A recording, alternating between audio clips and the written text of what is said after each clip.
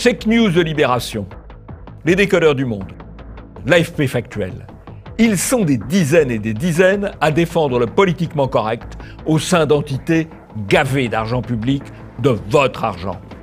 Et nous, sur Immédiat, nous sommes une toute petite équipe pour démonter les mensonges du système. Nous avons besoin de vous. Aidez TV Liberté.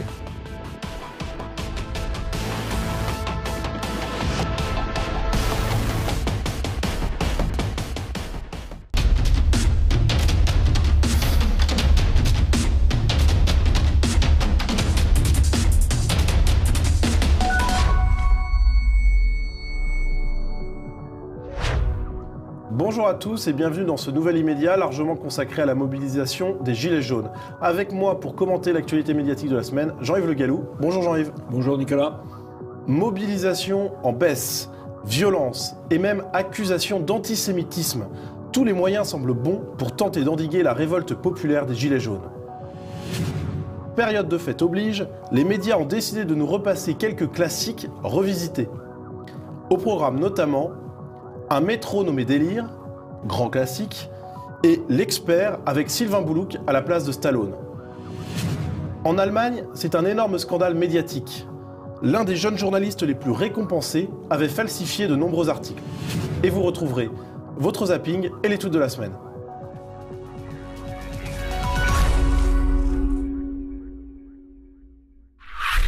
Les médias veulent-ils siffler la fin de la partie? Eh bien, tentative de réponse en vidéo.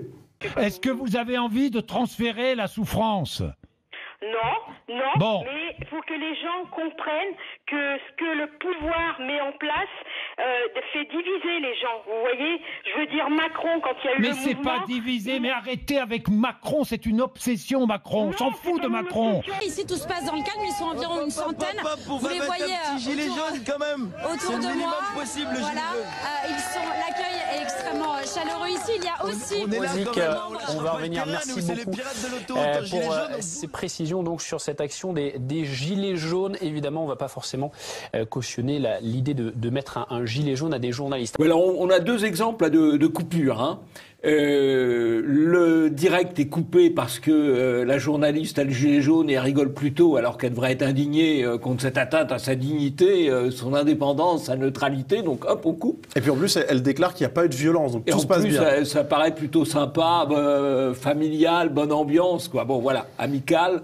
Et puis Bourdin qui dit mais arrêtez de parler de Macron. Or Macron c'est le sujet puisque c'est lui qui cristallise, qui polarise toutes les hostilités. Donc dans les deux cas on voit une volonté de coupure ou de censure. Et puis on va s'intéresser à une revenante, Sophia Aram, qu'on n'avait pas étudiée depuis un moment. Eh bien regardez, elle a parlé des gilets jaunes. Le gilet jaune est magique. Il peut transformer n'importe quelle endive en Che Guevara des ronds-points. Alors passons à des choses plus sérieuses, en étudiant notamment l'un des ressorts de la critique journalistique et médiatique, la mobilisation qui est annoncée partout en baisse.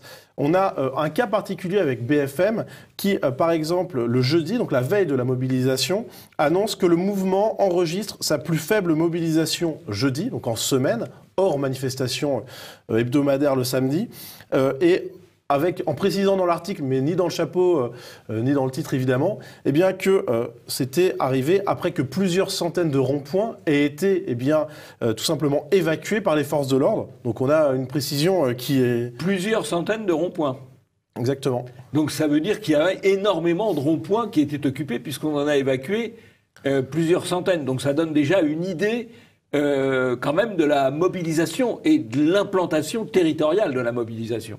Alors ce qu'il est intéressant de noter également, c'est que voilà, c'est évident qu'il y a moins de monde mobilisé si on a évacué ces ronds-points, c'est logique. Oui, et puis qu'on est à 3 jours de Noël ou 4 jours de Noël. Exactement, et justement, à 3 jours de Noël, les Gilets jaunes espèrent encore mobiliser, c'est le titre d'un article de BFM TV qui paraît le matin du samedi de l'acte 6. Donc on a donc déjà un espoir, on montre bien que la mobilisation s'essouffle. Et puis en fin de journée, Gilets jaunes, une mobilisation en baisse, des tensions, voilà le titre de BFM TV. Donc 3 articles à suivre sur une mobilisation en baisse qui donc conclut un essoufflement du mouvement. Alors autre média après l'acte 6, même résultat, par exemple pour Euronews, on regarde la vidéo tout de suite. l'acte 6 des Gilets jaunes marque le pas. Il n'était que 800 à la mi-journée dans la capitale, selon la préfecture. Pour Libération également, la mobilisation est en baisse. Pour Ouest France aussi. Et pour Le Figaro, eh bien, le titre est « Une mobilisation en nette baisse ». Alors, ce qui est étonnant dans tout cela, eh bien, c'est que sur le terrain, les ressentis des journalistes étaient différents. Un exemple avec le témoignage de Rémi Buzine pour Brut. Et donc voilà un peu sur cette situation, une journée de mobilisation qui était plus importante en tout cas à Paris que la semaine dernière. Comme je vous disais, moi je vous donne pas de chiffres parce que c'est impossible de pouvoir vous donner, de pouvoir vous donner un chiffre cohérent parce que voilà, en étant tout seul sur le terrain, c'est impossible à vous dire, mais je peux juste vous dire de façon factuelle qu'il y avait plus de monde aujourd'hui que la semaine dernière. Je crois que c'est assez difficile d'ailleurs de chiffrer le monde puisque d'abord, c'est des manifestations qui durent une journée entière. Donc ceux qui sont là le soir ne sont pas forcément là le matin. Et ceux qui sont là le matin ne restent pas toute la journée. Donc il y a un renouvellement. Et en tout cas à Paris, on a vu là encore des milliers de personnes et non pas des dizaines ou des centaines de personnes. Ceci étant, c'est pas forcément Paris qui est le plus révélateur. Moi, ce qui m'a frappé sur cette mobilisation qu'on dit en baisse, ça fait quand même 6 semaines qu'on dit que ça baisse chaque semaine, que ça s'essouffle chaque semaine. Ça continue quand même de durer. Et encore une fois, on est à 3 jours de Noël. Mais ce qui est frappant, c'est les images. Quand on regarde les images des manifestations en province, on voit encore beaucoup de monde. On voit beaucoup de monde au Creusot, on voit beaucoup de monde à Nîmes, on voit beaucoup de monde à Rouen, on voit beaucoup de monde à Nantes, on voit beaucoup de monde à Quimper. Donc tout ça montre que le mouvement continue d'être très actif, encore une fois, à 3 jours de Noël. Effectivement, il y avait sans doute beaucoup de gilets jaunes qui avaient préféré rentrer en famille. Alors, un autre angle d'attaque médiatique, eh bien, c'est l'impact théorique qu'auraient les gilets jaunes sur l'économie française. Alors, on va regarder tout de suite 2 vidéos qui démontrent qu'il y a un angle d'attaque commun pour les médias. Commerce, restauration, tourisme, ces 3 secteurs ont été pénalisés par la crise des gilets jaunes. Conséquence, la Banque de France estime déjà à 0,2 points de croissance en moins, soit autant que les grèves de 1995 qui avaient lourdement touché le pays. Les commerçants ont perdu 2 milliards d'euros de chiffre d'affaires, du jamais vu depuis une dizaine d'années. La grande distribution estime ses pertes à 2 milliards d'euros. Dans le Gard, 450 salariés et prestataires d'une plateforme d'Auchan ont été mis au chômage partiel. Dans toute la France, 43 000 personnes sont dans la même situation. Les petits commerces aussi ont souffert de l'agitation sociale. L'hôtellerie compte ses pertes jusqu'à moins 50% dans les zones touristiques. Alors la presse papier n'est pas en reste, avec par exemple Les Échos qui titre « Une crise au lourd impact sur l'économie » et L'Opinion qui titre « Le mouvement des Gilets jaunes provoque la mise au chômage partiel de près de 50 000 personnes ». Qu'il y ait des impacts économiques, c'est probable, c'est certain. Ce qui est nouveau quand même, c'est que les médias focalisent sur ce sujet-là. Sachant qu'il doit y avoir des impacts économiques multiples, parce qu'il y a peut-être des endroits où il y a un peu moins de consommation et peut-être des endroits où elle se reporte. Donc c'est peut-être un peu plus compliqué que ce qu'on veut bien nous dire. Surtout, je crois que c'est très, très commode. Ça présente un double avantage pour le gouvernement et pour les médias qui relaient le message gouvernemental. Un, on frappe sur les gilets jaunes, qui sont accusés de saper l'économie à la base. Deuxièmement, on prépare le terrain pour des résultats économiques médiocres au dernier trimestre 2018 et probablement au premier trimestre et au deuxième trimestre 2019. Simplement, il y a un autre élément qu'il faudrait prendre en compte, qui est dans la tête des gens, à défaut d'être traité dans les médias, c'est les inquiétudes que suscite le prélèvement à la source. Les gens ne savent pas très bien combien ils vont toucher au mois de janvier, combien ils vont toucher au mois de février. Alors c'est vrai qu'a priori ce sera compensé en fin d'année, mais il y a manifestement là un effet d'anxiété qui va peser sur la croissance et on va mettre sur le dos des gilets jaunes en fait une partie de ce qui devrait revenir à la mise en place du prélèvement à l'impôt à l'impôt à la source pour le revenu. Alors, autre point d'attaque des médias ces dernières semaines, les accusations d'antisémitisme. Tout est parti d'une vidéo tournée auprès du Sacré-Cœur.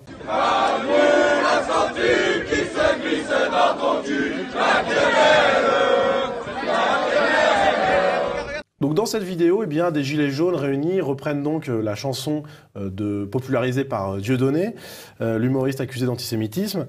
Et eh bien, les médias ont immédiatement réagi. On a par exemple Le Monde qui évoque des dérapages antisémites et violents de certains gilets jaunes qui jettent le trouble. Pour Valeurs Actuelles, eh bien, ce sont des dérapages antisémites qui ternissent le mouvement inacceptable.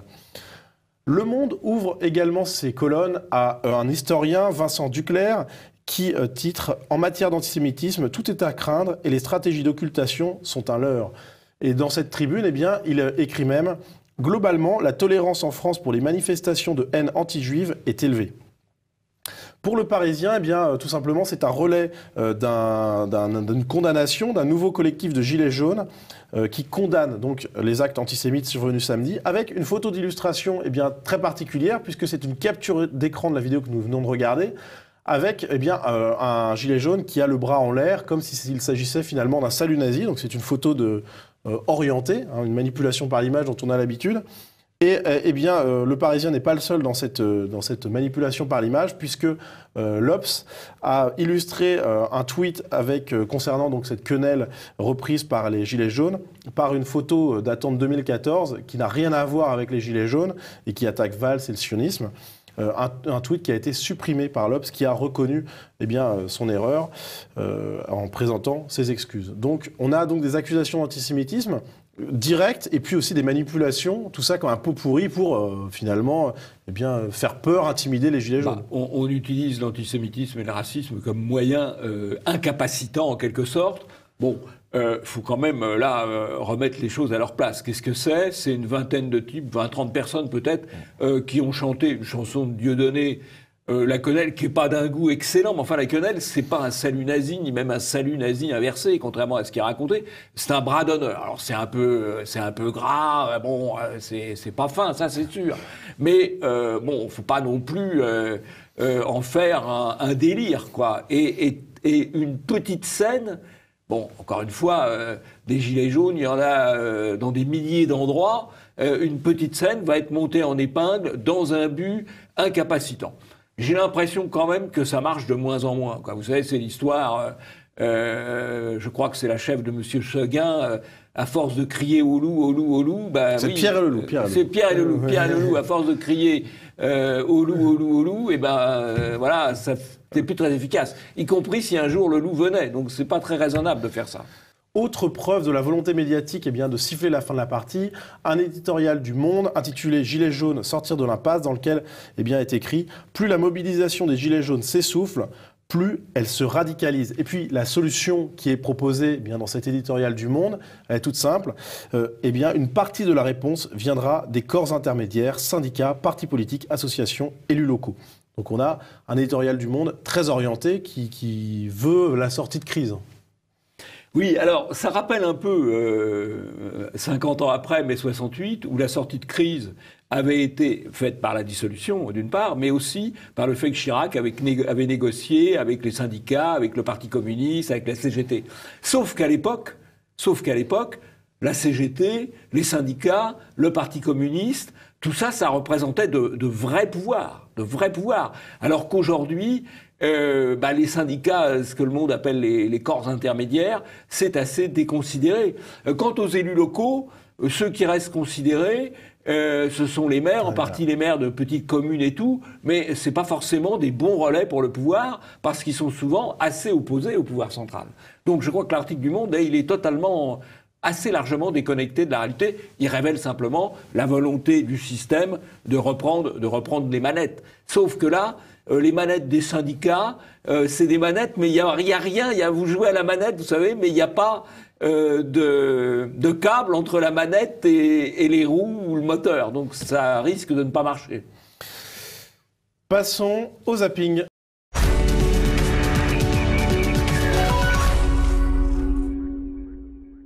Elle parle d'un président qui ne sort plus sans se maquiller tellement il est marqué. Il se maquille même les mains, écrivent-elles.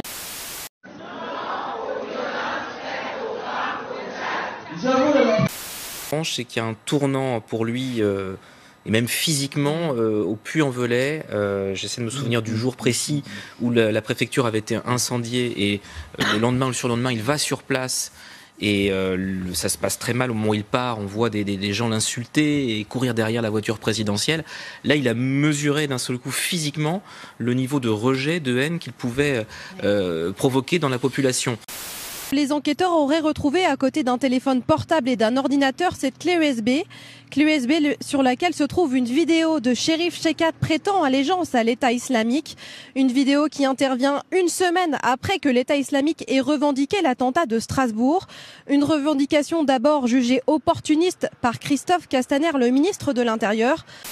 La mise en scène d'un certain nombre d'images pour faire éteindre le mouvement, c'est ce qu'a reflété votre documentaire de une demi-heure, qui est un parti pris éditorial. On est heureux qu'il y ait un parti pris éditorial à LCI, mais ça ne reflète pas. Ça ne reflète pas du tout ce qui est en train de se passer dans le pays. C'est ça que vous reproche. À chaque fois, vous faites la même chose. Voilà. Alors, si vous avez assez d'images, allez-y. Dégagez.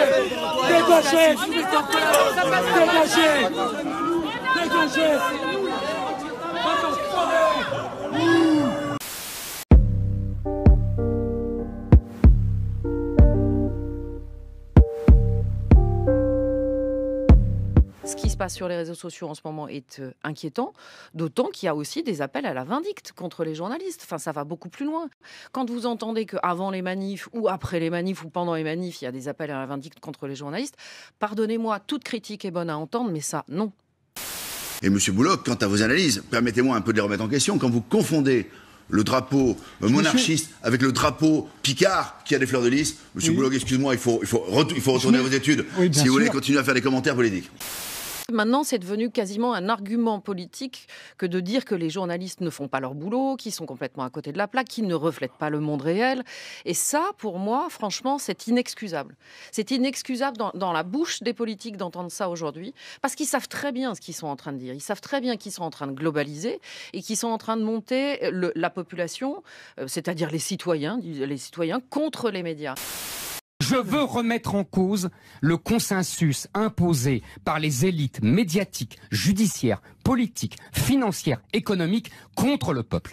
Oui, je veux remettre en cause ce consensus parce que j'estime qu'il est minoritaire dans le pays. C'est du grand n'importe quoi. Non, c'est pas du grand. J'ai démontré ce matin que Domenech et les siens sont d'accord pour le référendum populaire à partir du moment où ils le tuent dans l'œuf. Et à Noël déjà, il est réveillonné tous ensemble ici sur ce rond-point. Malheureusement, c'est qu'il a fallu qu'il y ait un mouvement pour que tout le monde se retrouve, des gens qu'on n'a jamais connus, que maintenant on se connaît bien et on a une bonne entente et puis qu'on n'a jamais connu avant, alors qu'on est tous à peu près du même coin. C'est cette solidarité des ronds-points qui sont en fait des gens qui habitent pas très loin, qui se connaissaient peut-être de loin mais se connaissaient pas très bien, puis tout à coup en fait se sont retrouvés, se sont parlé, ont retrouvé une famille, ont recréé du lien social, pour le dire en mode gauchiste, pour faire plaisir à Gérard, et en fait tout à coup ces solidarités qui sont ressuscitées ont ressuscité dans le même temps la conscience politique du peuple, en fait, pour utiliser un mot un peu gros, mais c'est ça qui s'est passé. Ça s'est passé très très bien, comme un réveillon de Noël, mais pas comme les autres. Voilà, un réveillon de Noël sur un rond-point, avec des gens qu'on ne connaissait pas encore il y a un mois.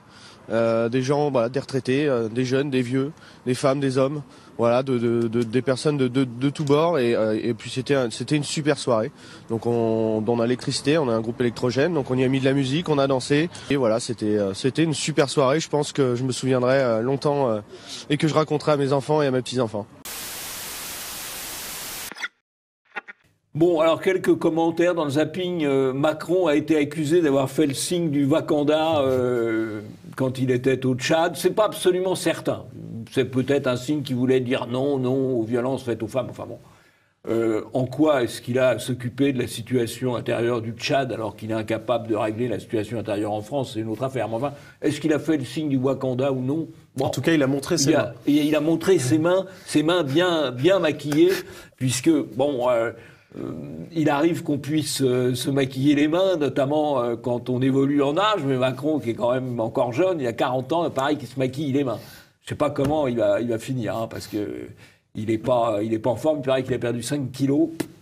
Il ne doit pas être taillé pour le costard. Hein. Bon. Alors, ensuite, il y a quand même, évidemment, on retrouve toujours sur le problème, les rapports entre les médias et les gilets jaunes. Bon, on voit une scène où les journalistes de France 3 se font mettre dehors, pas violemment d'ailleurs, mais enfin se font mettre dehors d'une manifestation. Virilement. Virilement, on exagère. Non, ils sont persuadés de partir. Voilà, bon, n'exagérons rien. Mais bon, on peut aussi comprendre les gilets jaunes qui sont quand même, qui ont le sentiment, à juste titre, d'une volonté de minorer et de dénigrer leur mouvement, et en particulier France 3, qui est allé, on l'a mentionné la semaine dernière, jusqu'à tronquer une image. Bah oui, après. Truquer une image. Truquer une image, absolument, vous avez raison, Nicolas. Et donc, bah oui, ça crée la méfiance dans les médias. Alors, il y a aussi une scène extraordinaire avec Élise Lucet qui nous dit, qui attaque les politiques, qui dit qu'il est inexcusable de dire que les médias sont coupés des réalités. Bah, c'est une opinion. C'est pas inexcusable de tenir une opinion. Madame Lucet a peut-être le droit de ne pas avoir cette opinion, mais les hommes politiques qui la tiennent ont aussi le droit de le tenir. Elle n'a pas à s'ériger en censeur de tout, Madame Lucet. C'est vrai qu'elle peut avoir des difficultés pour comprendre les gilets jaunes, puisque c'est une des journalistes quand même les mieux payées du paysage audiovisuel français, avec plus de 25 000 euros de revenus mensuels, un peu comme à TV Liberté, Nicolas. Ah bah exactement. Exactement. Ah, voilà. Donc effectivement, elle a peut-être un peu de mal à se mettre dans la peau du gilet jaune, qui doit être entre 10 et 15 fois en dessous de cela. Voilà. En sachant qu'Élise Lucet, c'est pas la pire du PAF au niveau du rapport salaire-travail fourni, à mon avis. Parce qu'elle travaille. Non. Oui, parce qu'elle travaille, oui, tout à fait. Non, c'est sûr. Elle fait plus que... C'est un travail on peut dire d'investigation, souvent orienté. C'est pas simplement de l'éditorialisation. Ça, c'est vrai. Et ben voilà, on aura même défendu les Lucet, donc bravo pour votre ouverture d'esprit. Dernier élément qui mérite d'être souligné, c'est qu'on a découvert chez le terroriste de Strasbourg, enfin dans les objets du terroriste de Strasbourg, une clé USB dans laquelle il revendique au nom de l'État islamique l'attentat qui avait été commis. Quand l'État islamique avait revendiqué l'attentat en disant que c'était un de ses soldats, eh bien, ça avait été le scepticisme général, notamment de la part de M. Castaner, qui avait parlé de revendications opportunistes, formule reprise par tous les médias. Il est probable qu'à l'époque, il est possible en tout cas qu'à l'époque, on avait déjà la clé, on savait ce qu'il y avait dans la clé, mais on a préféré différer la transmission de l'information. C'est en tout cas une hypothèse qu'on peut formuler. Donc c'est la méthode classique. On enfume les gens dans un premier temps, quitte à leur dire dans un deuxième temps la réalité, mais dans un deuxième temps, ça a évidemment beaucoup moins d'impact. Ce qui compte, c'est ce qui est affirmé, c'est pas le démenti qui arrive après, ou le démenti qui arrive après, il compte 10 ou 20 fois moins. Très bien, passons au deuxième sujet. Menu de fête pour les médias, intox sur lit de propagande.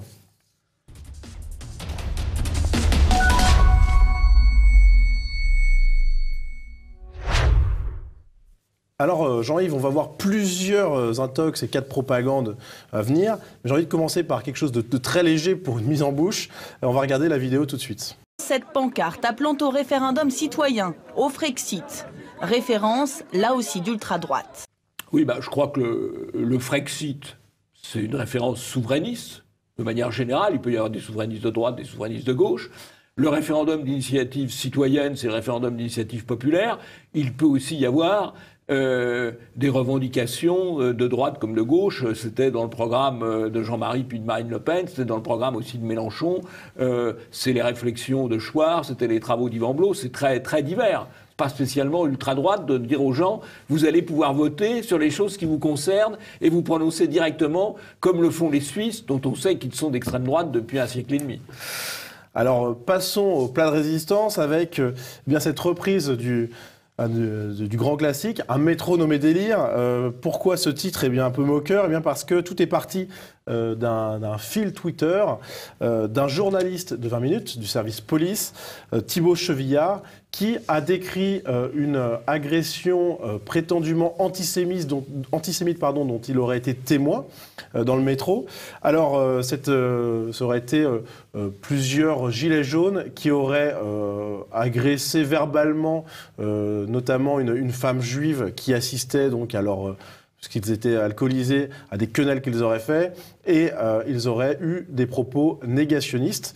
Donc ça a été un tollé immédiat sur les réseaux sociaux, jusqu'au plus haut de l'État, puisque Christophe Castaner, le ministre de l'Intérieur, a repris ce tweet en déclarant « Ignoble et insoutenable, tout sera mis en œuvre pour identifier ces individus, ils doivent répondre de leurs actes abjects ». Donc on a le plus haut de l'État qui s'indigne, mais on a également les services de police avec la préfecture de police qui tweet « À la suite de l'agression antisémite, la police régionale se saisit pour mener les investigations ». Donc on a donc deux tweets l'un du service de police et l'autre du ministre de l'Intérieur. Ouais, qui n'utilise pas le conditionnel. Effectivement. Qui utilise le mot agression alors qu'il s'agit d'injures verbales, peut-être, si elles ont lieu, hein. Donc il y a vraiment un manque, à la fois un manque de prudence, un manque de distance, et le fait, évidemment, les injures ne sont pas justifiables, bien sûr, mais c'est pas sur le même plan une injure, c'est-à-dire des paroles quand même qui volent, qui laissent pas beaucoup de traces, hein. Comment on établit les paroles, après c'est parole contre parole, et une agression physique qui, elle, correspond à des éléments beaucoup plus objectifs. C'est toute la difficulté de ce type d'affaires, c'est que quelle est la base factuelle prouvable dans tout ça, voilà. Alors justement, mais ça fait rien parce que ce soit une base factuelle prouvable ou pas, ça va faire pendant des heures, on va en parler et on va mettre ça en relation avec la quenelle du matin et on va pouvoir monter une grande séquence d'amalgame sur la base de deux événements à analyser quand même précisément. On va monter un gigantesque amalgame pour essayer de discréditer tous les gilets jaunes. C'est pas sûr que ça marche non plus. Alors vous parliez de base factuelle, et bien justement, le journaliste qui a donc assisté a priori à cette scène, a fait une vidéo le lendemain pour 20 minutes dans laquelle il s'exprime, et on peut noter plusieurs différences. Donc on va les regarder rapidement ensemble. Premièrement, sur son fil Twitter, il parle de personnes un peu éméchées, alors que dans sa vidéo, le terme précis devient très éméché. Le terme plutôt bon chic, bon genre qui était présent dans le fil Twitter disparaît dans son témoignage à froid. Et beaucoup plus grave, dans sa première version, la dame disait « J'ai été déportée à Auschwitz » aux gens en gilet jaune, alors que finalement, après une nuit de sommeil, c'est devenu, selon ce journaliste, mon père a été déporté et est mort à Auschwitz. Donc un changement assez incroyable. Et puis aussi une petite différence, dans le fil Twitter, il ne le mentionne pas, mais il le mentionne le lendemain, le fait qu'il ait adressé la parole à la dame après l'altercation. Alors ce sont des différences qui ont été confirmées par la personne en question, qui a été interrogée par 20 minutes, qui a été retrouvée et interrogée par 20 minutes. Donc dans un article, scène antisémite dans le métro, je suis au-dessus de tout ça. Alors, ce qu'il est intéressant de noter, c'est que cette personne, elle déclare qu'il s'agissait de propos d'ivrogne et qu'il ne fallait absolument pas dramatiser ce qui lui était arrivé. Et puis, si elle déclare qu'elle a bien entendu l'un des hommes lui dire qu'il avait, comme son père, été à Auschwitz, mais elle n'est pas certaine, avec le bruit du métro, nous écrit 20 minutes, qu'il est ajouté que cela n'avait jamais existé. Et puis, à la fin de l'altercation, contrairement à ce qu'avait écrit le journaliste, elle ne baissait pas la tête toute penaude, mais elle était au contraire très contente de son esclandre. Esclandre, ce qui veut dire que c'est elle qui les a pris à partie la première. Exactement, celle qui allait les voir. Parce qu'ils avaient... Ils faisaient des quenelles, exactement. Parce qu'ils faisaient, oui. Et donc voilà, et pour elle, elle conclut en disant que pour elle, il n'y a pas lieu de porter plainte puisque c'était uniquement des propos d'ivrogne. Donc c'est une mesure, en tout cas, qui n'était pas celle du journaliste. C'est assez intéressant quand même parce qu'on a eu une affaire montée en épingle alors que les deux des protagonistes, on n'a pas retrouvé apparemment les gilets jaunes, ni d'autres témoins par ailleurs, ni d'autres témoins, mais les deux personnes qui sont au centre du dispositif, elles ne disent pas du tout la même chose. Comme quoi, en matière de témoignage, surtout sur les sujets sensibles, il faut être particulièrement prudent. Voilà. Effectivement, si un journaliste de 20 minutes se trompe sur autant d'éléments sur une affaire dont il est directement témoin, ça laisse songeur quand il doit s'appuyer sur des sources extérieures, des témoignages eux aussi qui sont légèrement, qui sont peu crédibles ou autres. C'est quand même inquiétant. Hein. Mais là, il a fait le buzz. Il a fait le buzz, et précisément, il a fait le buzz parce qu'il en a rajouté pour faire le buzz.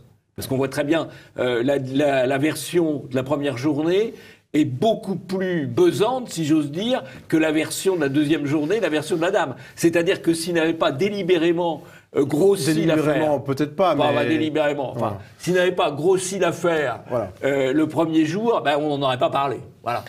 Oui, mais ça fait rien, l'effet a été produit.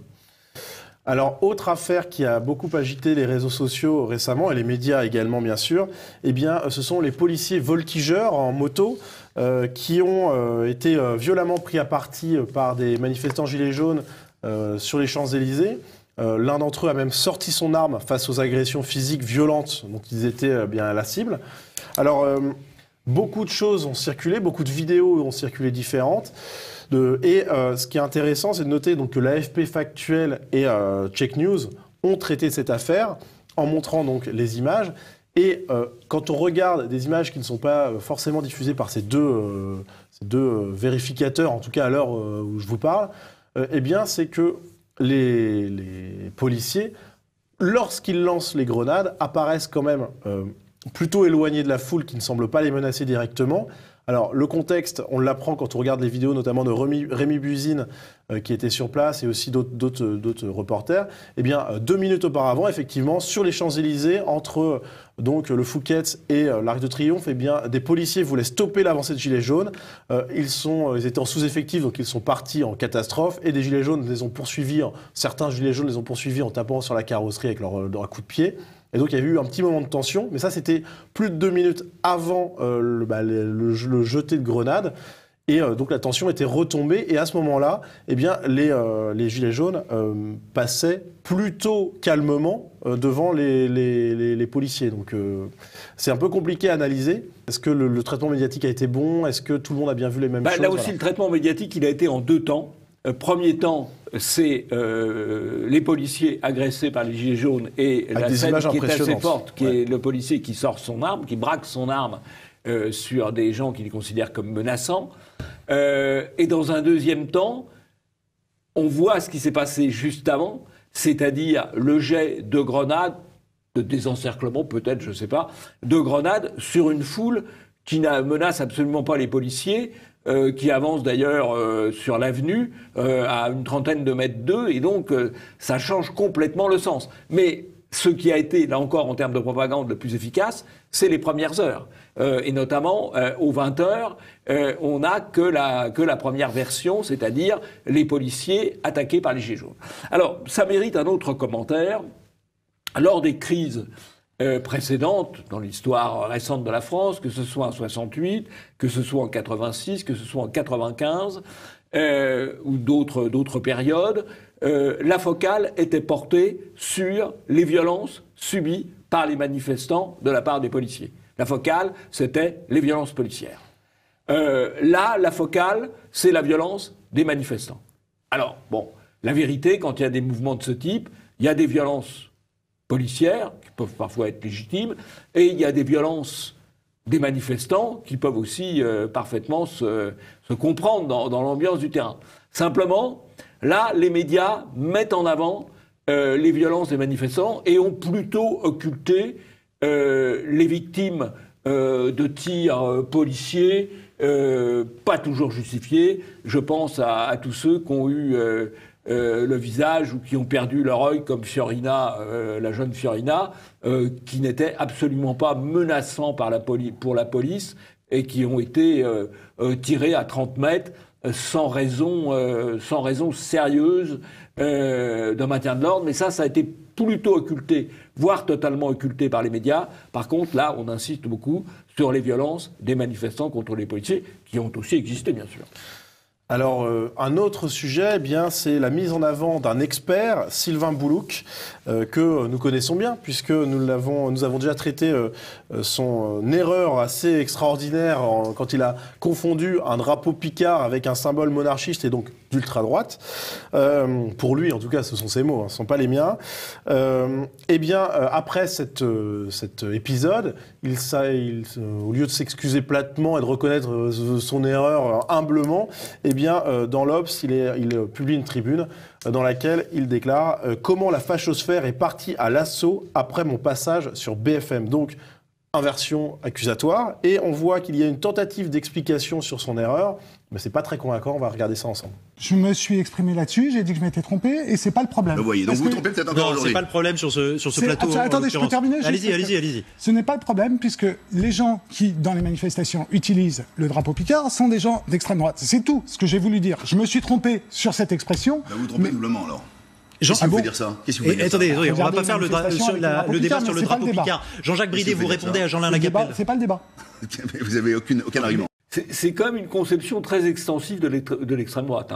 Vous défilez avec le drapeau de votre région, ce qui est une manière de marquer votre attachement territorial et d'où vous venez. C'est assez normal. Dans les manifestations, ce qui est assez amusant, c'est que dans les manifestations, quelles qu'elles soient, il y a souvent l'origine du département, de la région. Donc on ne voit pas en quoi c'est spécialement d'extrême droite. Il n'a pas de preuves non plus. Il n'a pas plus de preuves que c'est quand même extraordinaire. Donc, et ce qui est aussi extraordinaire, eh bien, c'est une tribune qu'il publie à nouveau dans l'Obs. De Le Pen à Ruffin, en passant par Chouard, le RIC, référendum d'initiative citoyenne, ou la confusion des genres. Alors, dans cet article, dans cette tribune, eh bien, il écrit « Le référendum est une tradition ancrée dans la droite autoritaire ». Donc, c'est assez étonnant. Il procède également bien au reductio ad Chouardum, en déclarant que le RIC a été théorisé par Étienne Chouard. Et puis il commet complètement une fake news, tout simplement, en déclarant que la question du RIC est devenue, par une étrange ironie calendaire, quasiment virale à partir du 2 décembre, date du coup d'État de Louis-Napoléon Bonaparte. Donc c'est une tentative d'amalgamer coup d'État et RIC. Sauf que, eh bien, un tweetos, Philippe Lemoine, a démontré que la viralité de ce terme est apparue bien après le 2 décembre, et donc que c'est une fake news totale. Et en plus, ce qui est intéressant, c'est que malgré toutes ces erreurs et tous ces problèmes avec la réalité, ou en tout cas avec le factuel, eh bien, il a toujours la parole. On va le voir sur CNews. Alors, le plus étonnant, c'est qu'il continue à raconter des absurdités et qu'il est même repris par un présentateur. On va le voir tout de suite. Il n'y a personne. Si vous regardez bien cette manifestation, c'est à peine un rassemblement. Il y a quelques dizaines de personnes. C'est pas une manifestation. 23 300 manifestants en France, selon le ministère de l'Intérieur, sur l'ensemble du territoire. Sur l'ensemble du territoire. Là, à Paris, il n'y a absolument personne. Non. Plus, 2000 personnes. Il n'y a personne à Paris. Il y a de plus en plus de monde sur les Champs-Élysées. La rue Vignon a été bloquée pendant 5 heures. Ils se sont dirigés vers l'Opéra. Ils étaient à Montmartre. Ne dites pas qu'il n'y a personne à Paris. Objectivement, il y avait du monde aujourd'hui à Paris.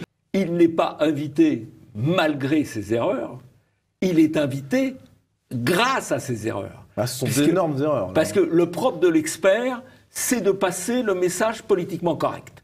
Donc lui, il est là pour passer le message que les gilets jaunes, ils s'effilochent, ils sont de moins en moins nombreux, et ils sont d'extrême droite, et que le référendum d'initiative populaire, c'est bonapartiste ou droite autoritaire. Voilà. Il est là pour passer un message idéologique complètement déconnecté de la réalité, complètement déconnecté de la vérité historique, mais il est là pour ça. Et il le fait du haut de son statut d'expert, je ne sais pas, il est sous-prof quelque part, mais voilà, c'est ça le rôle de l'expert, c'est faire passer la doxa. Ce qui est étonnant, c'est qu'il est vraiment réinvité par tous les médias, alors même qu'il cumule précisément pour ça. C'est vrai, mais ça reste quand même tellement gros que ça en devient Quand vous voyez expert, méfiez-vous. Passons au tweet.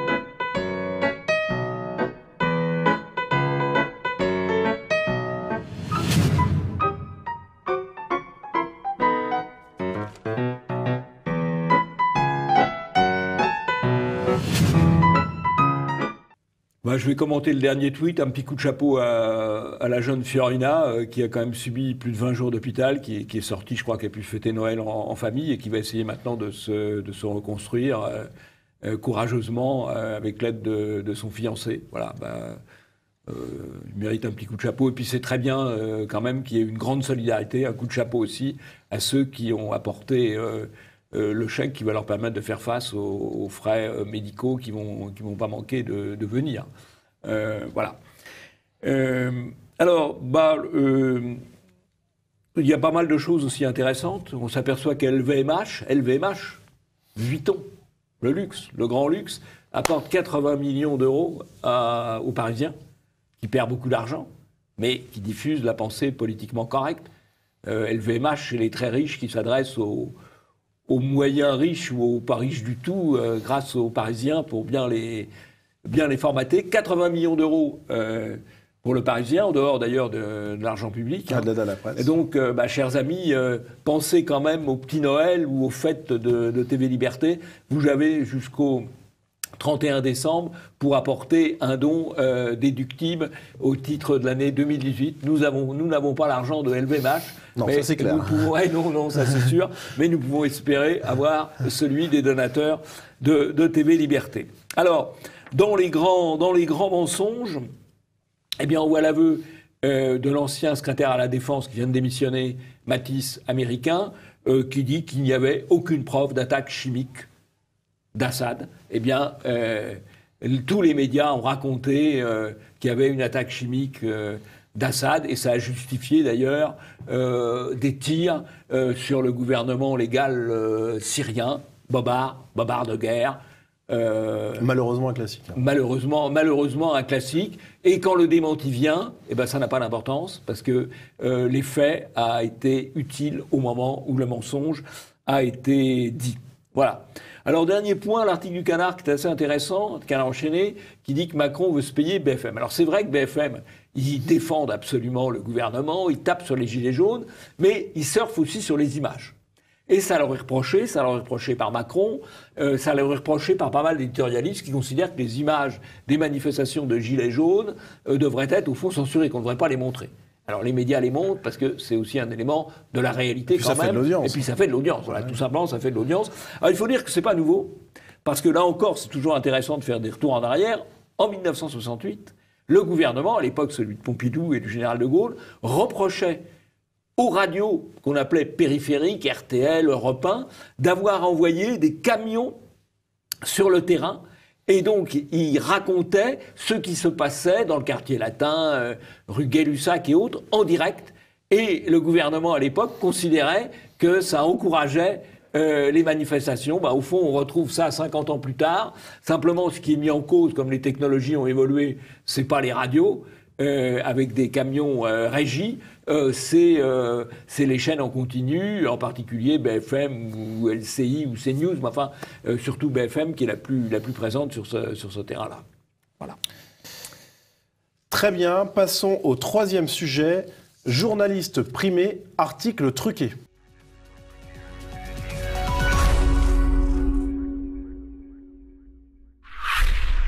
C'est le scandale médiatique de l'année en Allemagne. Klaas Relotius, jeune journaliste dans Le Vent, journaliste au Der Spiegel, avait falsifié de nombreux articles, si ce n'est quasiment la totalité. Alors, parmi ces articles falsifiés, souvent très politiquement corrects, on retrouve par exemple un reportage avec un regard croisé sur une migrante sud-américaine et une bande de miliciens américains qui gardent la frontière. Et puis un article sur une petite ville américaine qui était complètement faux. Alors juste pour vous donner un exemple de ces falsifications qui étaient quand même hallucinantes, eh bien des habitants de cette ville ont repris l'article et ont démontré qu'il y avait d'énormes erreurs, dont 11 particulièrement importantes. Avec, par exemple, le journaliste qui avait décrit un restaurant dont les fenêtres donnaient sur des cheminées fumantes d'usines, donc pour donner un peu l'image d'une Amérique industrieuse, un peu populaire, etc. Alors qu'en fait, eh bien, dans ce restaurant-là, s'il y avait été ne serait-ce qu'une seule seconde, il aurait vu que précisément, il n'y avait pas de fenêtre dans ce restaurant. Donc c'était la particularité de ce lieu. Donc c'est complètement incroyable et une simple recherche de base lui aurait montré que c'était complètement hallucinant. Alors, ça a provoqué un émoi en Allemagne, évidemment, mais aussi dans plusieurs autres médias internationaux, comme par exemple en Suisse, où il avait écrit. Et ce qui est intéressant de noter, c'est que ce n'est pas la première fois qu'un journaliste falsifie des articles. Il y a de très nombreux exemples de telles falsifications. Prenons juste comme exemple, pour le New York Times, la référence américaine, en 2003, Jason Blair, qui avait inventé l'interview d'une famille d'un soldat tué en Irak, et puis toujours au New York Times en 2005, Judith Miller, prix Pulitzer 2001, donc c'est une référence quand même, qui avait reconnu la falsification de 5 de ces 6 articles sur le conflit irakien. Donc on a là, finalement, et d'ailleurs c'est assez intéressant puisque c'est un peu la même chose. C'était le conflit irakien à l'époque, et là c'est un petit peu le conflit syrien. Alors la guerre est évidemment la plus propice aux bobards parce que ça se passe loin. Et il y a le camp du bien, il y a le camp des méchants. Donc quand on est dans le camp du bien, on peut raconter ce qu'on veut. Donc dans les grands sujets de mensonges, de manipulation, il y a la guerre, il y a l'immigration. Après, il y a les personnages mal vus, comme Trump. Alors ce qui est intéressant dans le cas de ce Klaus Relotius, comme d'ailleurs dans certains cas cités antérieurement, c'est que c'est pas seulement un faussaire. D'abord, il est faussaire au Spiegel.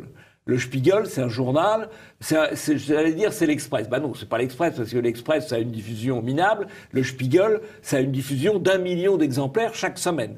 Donc c'est quand même extrêmement puissant. Et puis ce journaliste, il a eu plein de prix. Il a eu le prix des jeunes journalistes par une association suisse de journalistes catholiques. Il a eu 4 prix du meilleur reportage de l'année en Allemagne. 4 prix de suite. Dont le dernier en 2018. Dont le dernier en 2018, sur la Syrie, précisément. On retombe dessus. Il a été journaliste de l'année sur CNN. Donc, CNN, il juge sur le monde entier. Donc, mais ça correspond exactement à la définition qu'Apolémia nous avons donnée de la cérémonie des Bobards d'or. Les Bobards d'or, ça récompense les meilleurs des journalistes. Qu'est-ce que c'est que les meilleurs des journalistes ? C'est ceux qui mentent le mieux pour servir le politiquement correct. Et bien là, on a un candidat quand même en or. Je pense d'ailleurs que M. Relotius va être candidat au Bobards d'or. Il a quand même de sacrées références. Oui, il est quand même pas mal à ce niveau-là. Sacrées références. Question pour finir. Respect. Question pour finir sur ce sujet. Est-ce que en France, on peut extrapoler et se dire aujourd'hui il y a des personnes qui falsifient de la même manière, ou est-ce que, tout comme le nuage de Tchernobyl s'arrêtait à la frontière, le nuage de la falsification s'arrête au Rhin ? Bah non, il ne s'arrête pas au Rhin, puisque vous savez que chaque année, effectivement, pour la cérémonie des Bobards d'or, nous avons des dizaines et des dizaines de candidats. Donc non, la falsification est générale, elle est facile quand elle va dans le sens politiquement correct. Personne ne vous reprochera de raconter n'importe quoi si c'est pour servir le camp du bien. Et on pourra même vous donner un prix. Donc, Oui, absolument. Très bien, Jean-Yves. C'est le bien mentir. Est-ce que vous avez un coup de chapeau en cette fin d'émission ? En cette fin d'émission, qui est la dernière émission de l'année, je voudrais donner un coup de chapeau aux équipes de TVL, aux équipes techniques de TVL que vous ne voyez pas, mais qui sont bien là. Et puis un coup de chapeau à nos donateurs, sans qui TVL n'existerait pas. Nos donateurs, si ils ont encore quelques jours pour quelques jours pour faire leurs dons avant la fin de l'année et bénéficier d'une remise d'impôt au titre de 2018. Et vraiment, nous n'avons pas l'argent de Vuitton, nous n'avons pas l'argent de Soros. Nous comptons sur vous. Très bien Jean-Yves, eh bien, c'est la fin de cette émission. Merci à vous, chers téléspectateurs, de l'avoir suivi. N'hésitez pas à nous envoyer à l'adresse mail qui s'affiche sur vos écrans votre veille médiatique et vos retours sur l'émission. On regarde ça avec attention. Et puis Jean-Yves, à la fois à la semaine prochaine et à l'année prochaine. Et bonne année.